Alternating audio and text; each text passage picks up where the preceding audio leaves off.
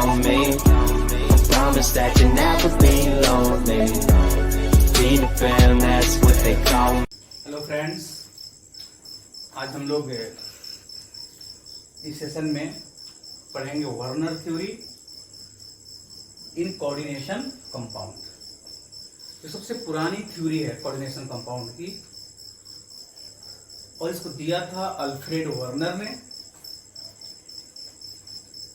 और इन्होंने सर्वप्रथम कोऑर्डिनेशन कंपाउंड के प्रॉपर्टीज के बारे में एक्सप्लेन किया था। इसलिए इनको फादर ऑफ कोऑर्डिनेशन केमिस्ट्री भी कहा जाता है, और इनके लिए इनको नोबेल प्राइज भी दिया गया था। तो आइए हम स्टार्ट करते हैं आज Werner theory.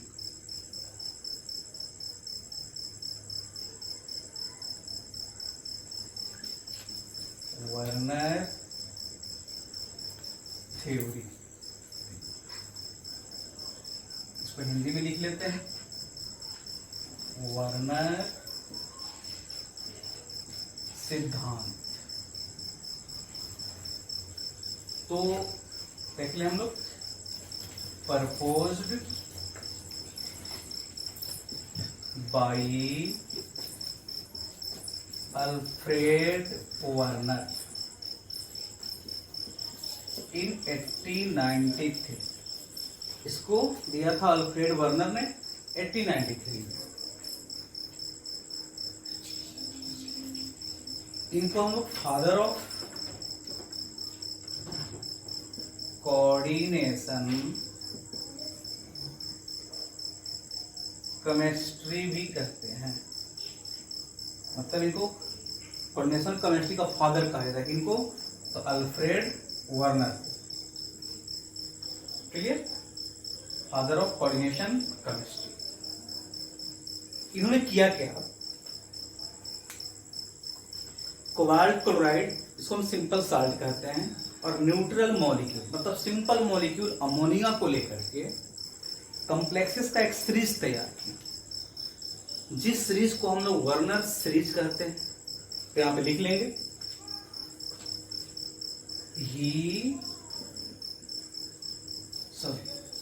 In 1893 Alfred Werner prepared a series of complexes by combination of cobalt chloride and ammonia.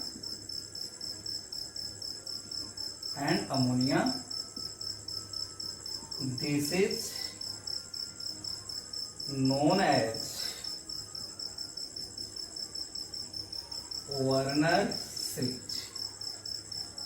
क्या कहा इन्होंने, क्या किया, कोबाल्ट क्लोराइड लिया और अमोनिया लिया, और इनके संयोजन से कॉम्प्लेक्सेस का सीरीज बनाया, जिसे हम लोग वर्नर सीरीज कहते हैं। इसको हम लिख सकते हैं हिंदी में कि 1893 में अल्फ्रेड वर्नर ने कोबाल्ट क्लोराइड तथा अमोनिया के संयोजन से संकुलों के एक श्रेणी का निर्माण किया। इस श्रेणी को वर्नर श्रेणी कहा जाता है। तो लिख लेंगे यहां पे हिंदी में इसको कि 1893 में वर्नर ने कोबाल्ट क्लोराइड तथा अमोनिया के संयोजन से संकुलों के एक श्रेणी का निर्माण किया।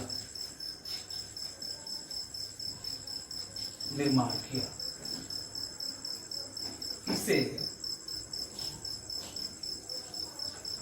वर्नर श्रेणी कहा जाता है। तो आपने देखा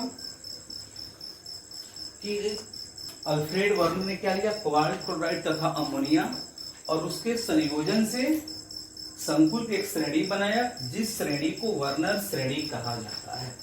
ठीक है,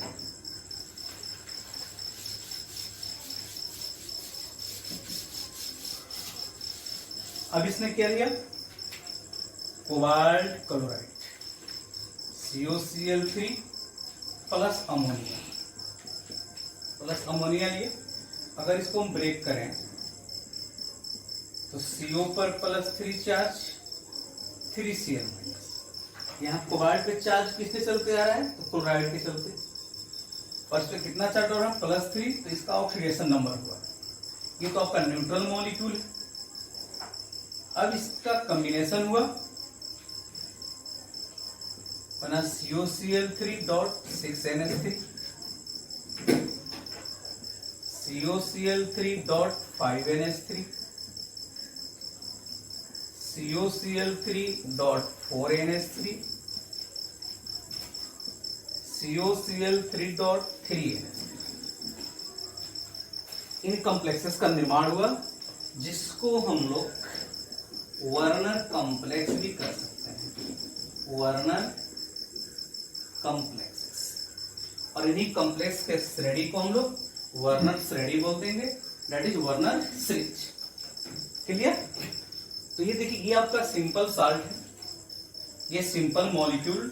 सिंपल साल्ट मीन्स इसमें only one type of cation या एनायन, और न्यूट्रल सिंपल मॉलिक्यूल मीन्स जिस पर कोई भी चार्ज नहीं हो। तो ये कोबाल्ट क्लोराइड और अमोनिया को लेकर के इन्होंने कॉम्प्लेक्स बनाया, जिस कॉम्प्लेक्स को वर्नर कॉम्प्लेक्स कहते हैं, और एक सीरीज है तो that is called Werner series. अब इन कॉम्प्लेक्सेस के प्रॉपर्टी को एक्सप्लेन करने के लिए उन्होंने कुछ पोस्टुलेट्स दिया, तथ्य दिया, जिसको हम जानेंगे कि क्या बताया उन्होंने। तो उन्होंने एनालिसिस किया होगा, इस पे रिसर्च किया होगा, उसके बेसिस पर उन्होंने कुछ पोस्टुलेट्स दिया, तो उसको हम देखेंगे।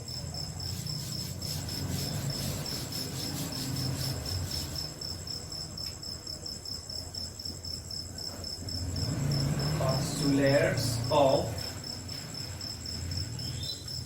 वर्नर थ्योरी, मतलब वर्नर सिद्धांत के तथ्य लिख सकते हैं हिंदी में, वर्नर सिद्धांत के तथ्य। क्लियर? अब देखिए, ये इन्होंने ये बातें एनालिसिस के आधार पर बताया होगा। तो इन्होंने कहा कि इन complexes central metal atom exhibit two types of valences, क्या कहा उन्होंने, केंद्रीय संकुलों में जो केंद्रीय धातु परमाणु होते हैं, दो तरह की संयोजकताएं प्रदर्शित करते हैं। क्लियर? यहाँ पे हिंदी में लिख लेंगे इसको, संकुलों में केंद्रीय धातु परमाणु दो प्रकार की संयोजकताएं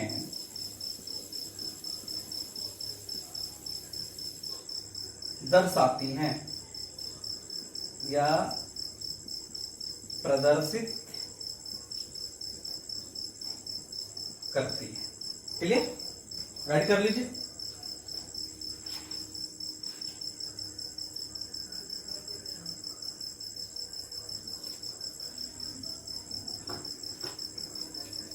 क्लियर? तो आपने देखा इन्होंने क्या बताया कि संकुलों में बैटिस कॉम्प्लेक्सेस में जो सेंट्रल मेटल एटम होते हैं वो दो प्रकार की संयोजकताएं प्रदर्शित करती है। क्लियर?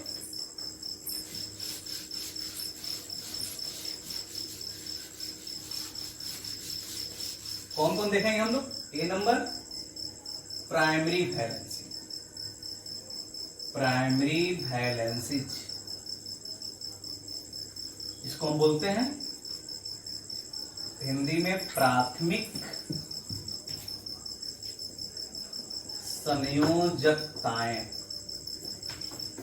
चलिए बी नंबर हो जाएगा आपका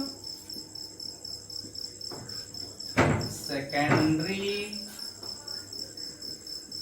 वैलेंसीज, मतलब द्वितीयक संयोजकताएं। क्लियर? तो क्या बताया वार्नर ने? ये एनालिसिस के आधार पे बताया, रिसर्च के आधार पे, कि जो कॉम्प्लेक्स कंपाउंड होते हैं उसमें जो केंद्रीय धातु परमाणु that is central metal atom दो तरह की वैलेंसी प्रदर्शित करते हैं। पहला प्राइमरी वैलेंसी, प्राथमिक संयोजकताएं, बी नंबर सेकेंडरी वैलेंसी, द्वितीयक संयोजकता। क्लियर? अब आइए हम सेकेंड पोस्टुलेट्स की बात करते हैं। ले लेते हैं प्राइमरी वैलेंसी, इसके बारे में बात किया हमने, हम बात करेंगे उन्होंने क्या बताया। इसका हिंदी लिख लेंगे, प्राथमिक संयोजकताएं। चलिए चलिए, तो इन्होंने प्राइमरी वैलेंसीज के बारे में बताया कि ये जो होते हैं these are satisfied by anions only। किसके द्वारा सेटिस्फाइड हो रहे हैं? एनायन के द्वारा, मतलब ये केवल ऋण आयनों के द्वारा संतुष्ट होती है।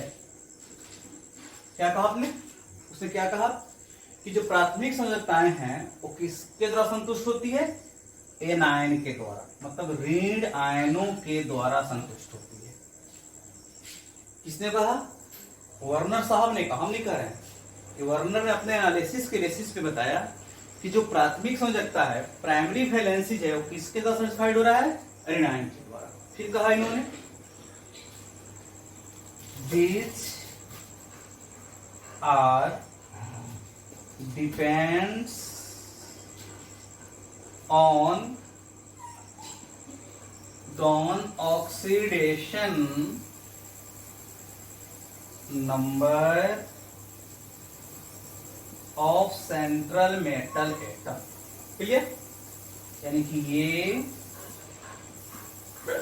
केंद्रीय धातु परमाणु के ऑक्सीकरण संख्या पर निर्भर करती है। राइट, निर्भर करती है।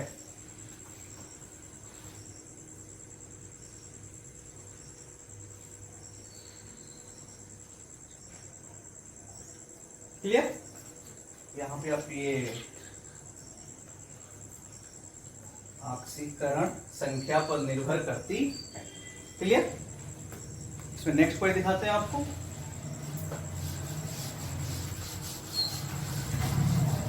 देखिएगा यहाँ, ये आयनीकृत होती है।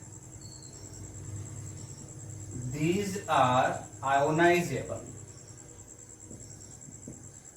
मतलब क्या किया होगा? उन्होंने किया होगा कि लिया होगा कॉम्प्लेक्स को, वाटर में डिसॉल्व कर दिया होगा।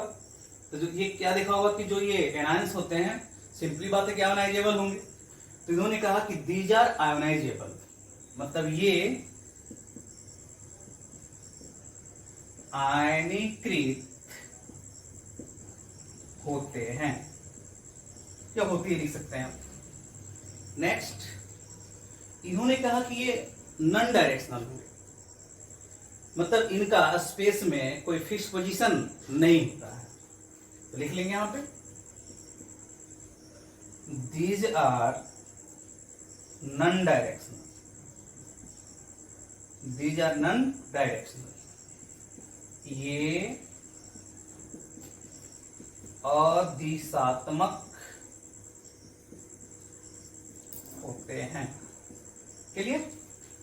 इनको हम लोग डॉटेड लाइन द्वारा सूचित करते हैं, यानी कि प्राइमरी वैलेंसी को हम लोग डॉटेड लाइन द्वारा क्या करेंगे, रिप्रेजेंट करेंगे।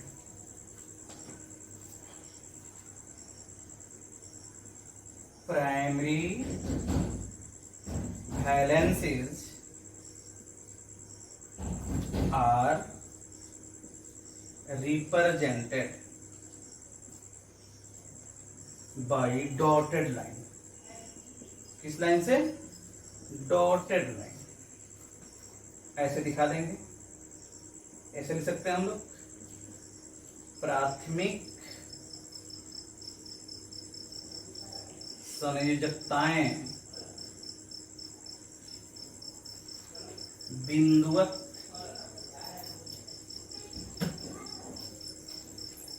रेखा द्वारा प्रदर्शित की जाती हैं। ठीक है, राइट कर लीजिए। तो ये हमारा प्राइमरी वैलेंसीज के बारे में एक कंसेप्ट था।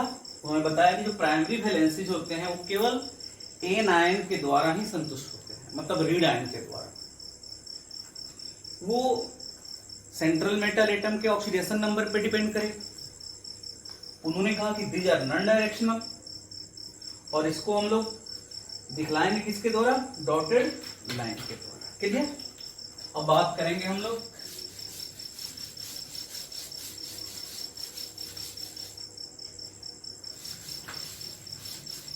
ले लेते हैं सेकेंडरी वैलेंसी।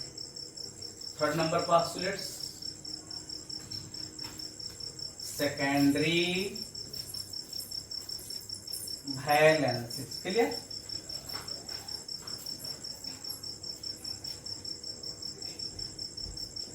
द्वितीयक संयोजकताएं।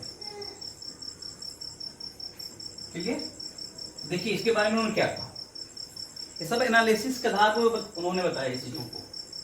इन्होंने कहा कि जो सेकेंडरी वैलेंसीज होता है, मतलब secondary valencies are satisfied by ligands, by ligands। देखिए आप सीधे कर दिया इन्होंने कि जो द्वितीयक संयोजकताएं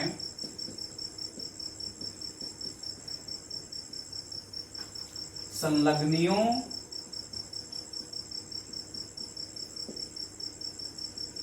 द्वारा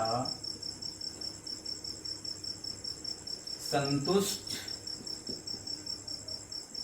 होती हैं।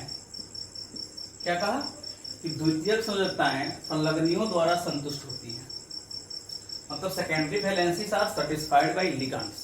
अब ये जो आपका लिगैंड्स है, ये न्यूट्रल भी हो सकता है, एनायन भी हो सकते हैं, किसी किसी केस में कैटायन भी चला आता है, मतलब उदासीन ऋणायन, कभी कभी लोग धनायन भी देख लेते हैं, आ ही जाता है। तो लिगैंड क्या हो गए, न्यूट्रल या एनायन, ये दोनों के द्वारा संतुष्ट होता है कौन, सेकेंडरी वैलेंसीज।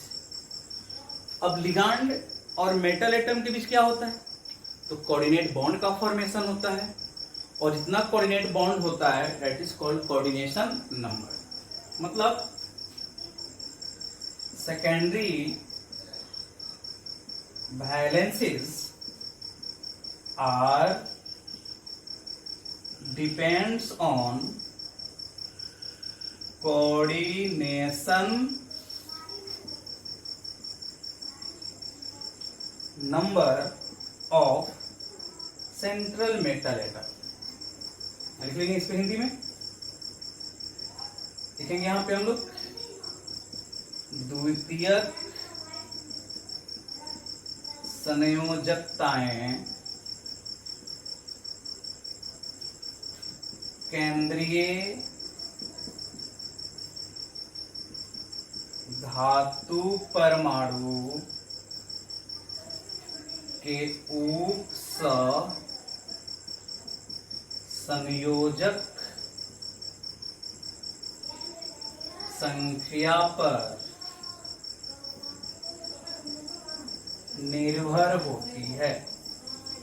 देखिए क्या कहा इन्होंने कि जो secondary valencies are depends on coordination number of central metal atoms. द्वितीयक संयोजकताएं केंद्रीय धातु परमाणु के उप सहसंयोजक संख्या पर निर्भर होती है। चलिए नेक्स्ट पॉइंट आते हैं, इसमें राइट कर लीजिए इसको। ये जो होंगे नॉन आयोनाइज, क्या होंगे ये? नॉन आयोनाइज, अनायनीकृत, मतलब नॉन आयोनाइजेबल, अनायनीकृत, और ये डायरेक्शनल होंगे। क्या होंगे? डायरेक्शनल। और इनको हम रिप्रेजेंट करेंगे secondary valencies are represented by thick line,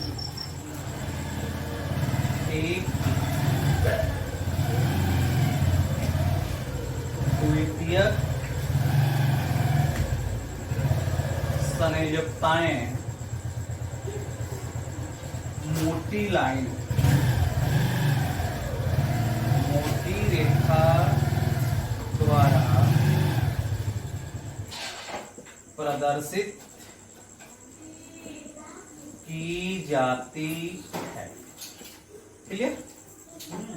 non directional, अनायनीकृत, directional क्या होगा? दिशात्मक, मतलब स्पेस में इनका पोजीशन क्या होगा? फिक्स्ड होगा। इसको हम रिप्रेजेंट किसके द्वारा करते हैं? मोटी रेखा के द्वारा, ऐसे दिखाएंगे। इसको बोलते हैं थिक लाइन। क्लियर? फोर्थ जो इसका पोस्टुलेट्स है, कहता है कि geometry of complex is decided by secondary values. Secondary values मतलब जो कॉम्प्लेक्स की ज्योमेट्री है वो किसके द्वारा डिसाइड हो रही है? Decided by secondary valencies. ठीक है, तो ये उनके पोस्टुलेट्स हैं वर्नर थ्योरी के, आप इसको लिख लेंगे। Geometry of complex is decided by secondary valencies, मतलब संकुल की जो ज्यामिति है वो द्वितीयक संयोजकता के द्वारा क्या हो रही है? डिसाइड हो रही है। क्लियर? चलिए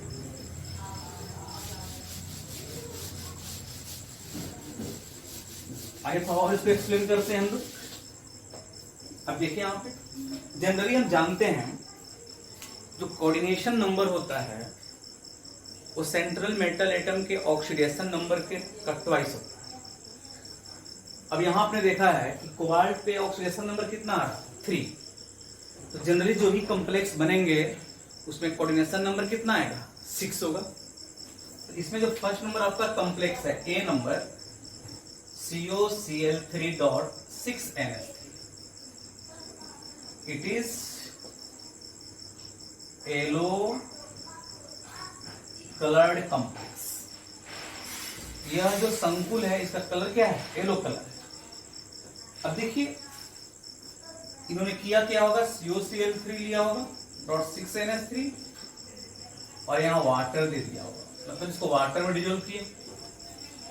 तो हम इस तरह के इसको स्पीशीज मिला होगा इनको, तो यह मिला CONH3 का 6 और +3 चार्ज और 3Cl-। देखिए यहाँ पे बेसिकली इस कॉम्प्लेक्स में कोबाल्ट का ऑक्सीडेशन नंबर कितना है? 3 है। यहाँ कोऑर्डिनेशन नंबर कितना होगा? 6, 3 दूना 6। यहाँ पे नंबर ऑफ आयंस कितना मिला इनको? नंबर ऑफ आयंस, आयनों की संख्या कितना? 3 एनायन और 1 कैटायन, 4। अब देखिए, अब इस कॉम्प्लेक्स को हम AgNO3 एक्सेस देते हैं। AgNO3 कितना क्लोराइड आयन बाहर जा रहा है? 3। और Ag पर कितना चार्ज? प्लस, NO3 माइनस, तो इसका प्लस और इसका माइनस, तो कितना मोल बन जाएगा? 3Ag, और इसका होगा व्हाइट PPT, मतलब श्वेत अवक्षेप बनेगा। कितना मोल मिला? 3 PPT, 3 मोल AgCl। अब कहेगा कि इसका आप स्ट्रक्चर ड्रॉ कर दीजिए। तो देखिए यहाँ पे, यहाँ जो है अंदर कौन आएगा? न्यूट्रल मॉलिक्यूल, बाहर क्या जाएगा आपका? कितना मोल AgCl बनता है? 3 मोल, यानी कि 3Cl यहां से क्या हो जा रहा है? बाहर जा रहा है। तो इसका जो स्ट्रक्चर हम बना लेंगे इस कॉम्प्लेक्स का, कोबाल्ट सेंट्रल मेटल एटम, ये तो आपका न्यूट्रल लिगांड है 6, और 3Cl यहां से क्या हो गया? बाहर हो गया। क्लियर कि प्राइमरी वैलेंसी जो है वो सेंट्रल मेटल के ऑक्सीडेशन नंबर पे डिपेंड करेगा। तो इस केस में प्राइमरी वैलेंसी जो आपका हो गया 3, सेकेंडरी वैलेंसी कितना हो गया? कोऑर्डिनेशन नंबर कितना? 6, क्योंकि लिगांड के द्वारा संतुष्ट होता है। ये मोनोडिनेटेड लिगांड है, एक ही कोऑर्डिनेट बॉन्ड बनाता है, तो 6 है, तो 6 कोऑर्डिनेट बॉन्ड, तो सेकेंडरी वैलेंसी आपका 6 हो गया ये। अब देखिए यहाँ पर हम एक फिगर बना देते हैं इसका। ये आपका कोबाल्ट 6 आपका सेकेंडरी वैलेंसी, 1, 2, 3, 4, 5 एंड 6। यहाँ पे NH3 लगा दीजिए, NH3, NH3, NH3, NH3, और यहाँ पे आपका NH3। प्राइमरी वैलेंसी कहीं भी दिखा सकते हैं, इसको आप डॉटेड लाइन से दिखाएंगे। किसके द्वारा? Cl के द्वारा। यहाँ पे दिखा दीजिए, क्लियर हो गया। इसे पता चला इसको देख करके कि सेकेंडरी वैलेंसी कितना? 6, ये थिक लाइन दिखा रहा है, और प्राइमरी वैलेंसी कितना? 3, 1, 2 और 3, तो डॉटेड लाइन से इसमें आपको दिखाया जा रहा है। क्लियर? चलिए दूसरा देख लेते हैं हम लोग जल्दी जल्दी। आपको यहां पे दे दिया गया B नंबर, COCl3.5NH3, ये आपका कॉम्प्लेक्स है। ये देखिए, इसको वाटर में डिसॉल्व कर दीजिए, मिला आपको CONH3,5Cl पर +2 चार्ज, और 2Cl माइनस क्या हो जा रहा है? बाहर जा रहा है। अब ये फिर भी आपको नंबर कितना? 5 और 1 6। नंबर ऑफ आयंस कितने हुए? Number of ions 2 negative ion और 1 पॉजिटिव आयन, 3। अगर यहां पे हम देते हैं AgNO3 एक्सेस अमाउंट में, कितने क्लोराइड आयन जा रहा है? 2, तो क्या बन जाएगा? 2AgCl। यहां भी क्या होगा? White PPT। क्लियर है? अगर हम बात करें इसके प्राइमरी वैलेंसी, तो ऑक्सीडेशन नंबर 3 ही आएगा, सेकेंडरी वैलेंसी भी इसका 6 ही होगा, क्योंकि एक chloride primary valency as well as secondary valency दोनों को हेल्प कर रहा है, सपोर्ट कर रहा है। अब यहां बना देंगे इसका, अगर हमको लिखना होगा स्ट्रक्चर, तो क्या लिखेंगे? इसका स्ट्रक्चर बनाना हो तो इसे बना सकते हैं, CONH3,5Cl और 2 Cl को बाहर कर दीजिए। अब यहां देखिए कोबाल्ट 1, 2, 3, 4, 5 एंड 6, 5 आपको अमोनिया मॉलिक्यूल है, NH3, NH3, NH3 और यहाँ पे NH3, एक यहाँ पे Cl आ गया। लेकिन यह Cl जो है primary as well as secondary दोनों को सपोर्ट कर रहा है, तो इसको हम डॉटेड लाइन से भी रिप्रेजेंट कर देंगे। बच गया 2 क्लोरीन, तो दिखा दीजिए यहाँ पे, ऐसे दिखा दीजिए। क्लियर हो गया? क्लियर?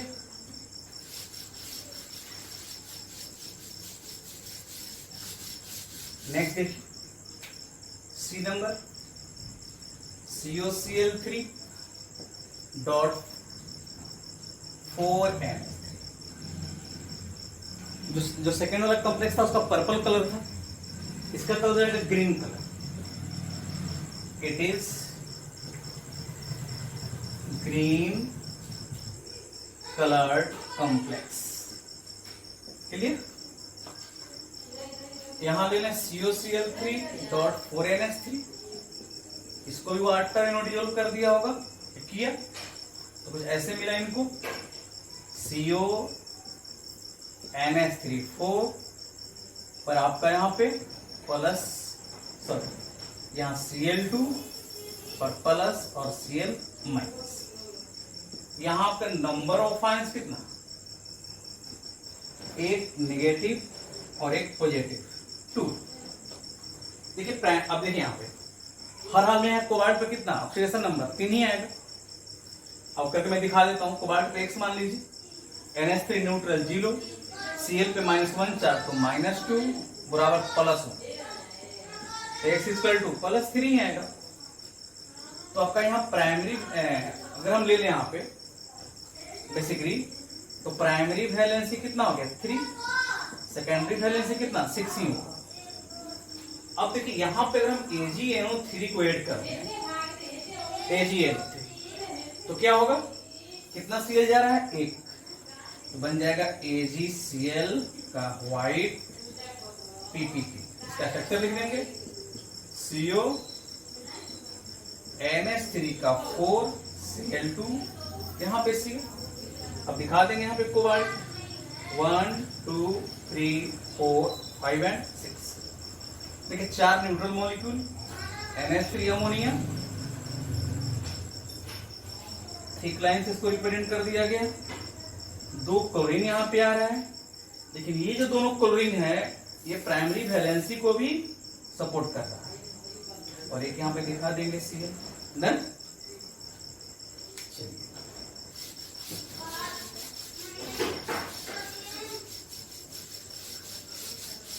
अब देखिए यहाँ लास्ट जो complex COCl3 dot 3NH3, it is violet coloured complex. ये आपका हो गया कलर्ड कॉम्प्लेक्स। इसको भी लिया गया, लिया क्या उन्होंने लिया और वाटर में डिसॉल्व किया। यहां पे नो आयोनाइजेशन, मतलब यहां पे अगर हम AgNO3 दे दें, AgCl नॉट फॉर, तो ये कॉम्प्लेक्स आयोनाइज हो ही नहीं गया। मतलब इसका जो स्ट्रक्चर हो जाएगा सीधे CO NH3 का थ्राइस Cl। तो इसको रिप्रेजेंट करना हो कोबाल्ट 1 2 3 4 5 एंड 6। देखिए यहाँ पे NH3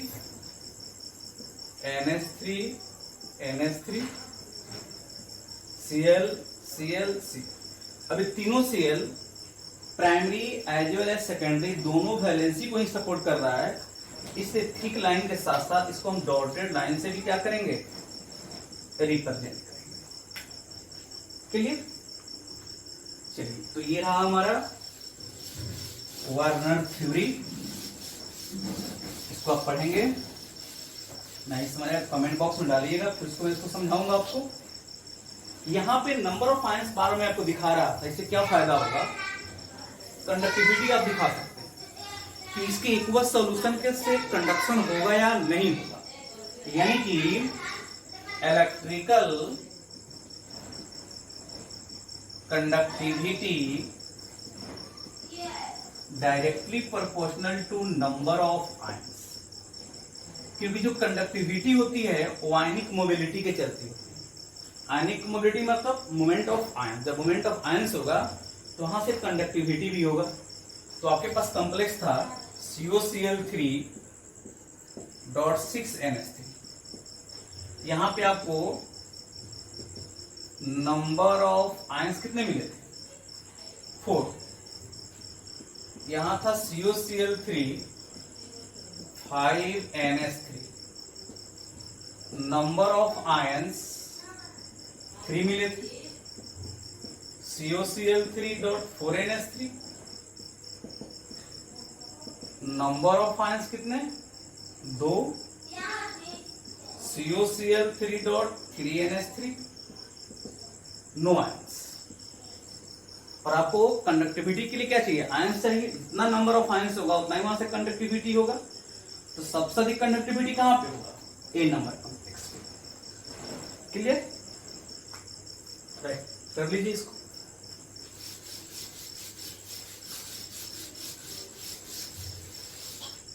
इसके लिमिटेशन की बात करें हम लोग, लिमिटेशंस, तो फर्स्ट लिमिटेशन साफ दिखाई दे रहा है कि geometry of complex decided by secondary valence is how. कैसे? इसके बारे में उन्होंने कोई एक्सप्लेनेशन नहीं दिया। सेकंड जो लिमिटेशन देखा गया कि इन्होंने ऑप्टिकल प्रॉपर्टीज और मैग्नेटिक प्रॉपर्टीज के बारे में कोई बात नहीं की, यानी कि नॉट एक्सप्लेनेशन। तो लिख सकते हैं यहां पे secondary valence is geometry of secondary valences जो होता है, sorry, geometry of complex is decided by secondary valences how. इसके बारे में कोई बात नहीं किया। Second, this theory